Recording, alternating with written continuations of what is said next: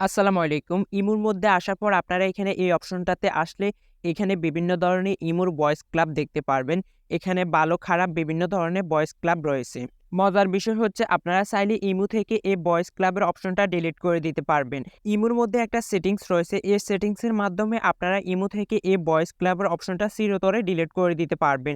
ইমুর মধ্যে আর কোনো ধরনের ভয়েস ক্লাবের অপশন বা ভয়েসের রুমগুলো আসবে না।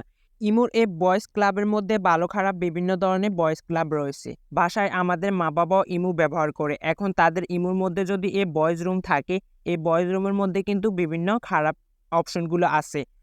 তো আমরা কিন্তু তাদের মোবাইল থেকে এই বয়েজ রুম অপশনগুলো অফ করে দিব। তাহলে তারা বিরক্ত ফিল করবে না। তো কিভাবে ইমো থেকে এই ভয়েস রুমগুলো ডিলিট করবেন সেটা দেখে নেন। তো এই অপশনটা ডিলিট করার জন্য আপনারা সর্বপ্রথম কি করবেন, আপনাদের উপরে দেখতে পারবেন আপনাদের প্রোফাইল পিকচার, এই প্রোফাইল পিকচারে ক্লিক করবেন।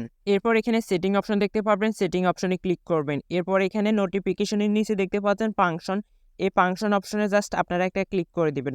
ফাংশন অপশনে ক্লিক করার পর এখানে দেখতে পাচ্ছেন ভয়েস ক্লাব, বিভিন্ন ধরনের এখানে অপশন দেখতে পারবেন। তো এখানে সর্বপ্রথম যে অপশনটি আছে ভয়েস ক্লাব, এই ভয়েস ক্লাব অপশনটিতে আপনারা জাস্ট একটা ক্লিক করবেন।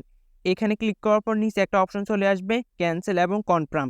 তো আপনারা জাস্ট এখান থেকে কনফার্ম এই অপশনটাতে ক্লিক করে দেবেন। এই অপশনটাতে ক্লিক করে দেওয়ার সাথে সাথে ইমুটা নতুনভাবে ওপেন হবে।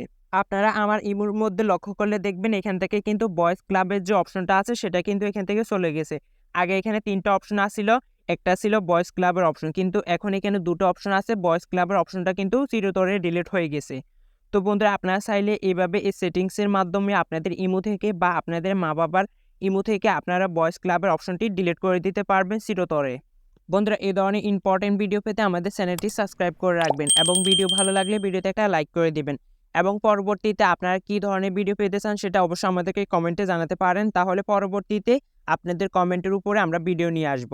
তো ওকে, সবাই ভালো থাকেন, সুস্থ থাকেন। আবারও দেখা হবে নতুন কোনো ভিডিও নিয়ে। ভিডিওর নিচে দেখতে পারবেন একটা সাবস্ক্রাইব বাটন, সেখানে ক্লিক করে চ্যানেলটি সাবস্ক্রাইব করে রাখেন। ধন্যবাদ।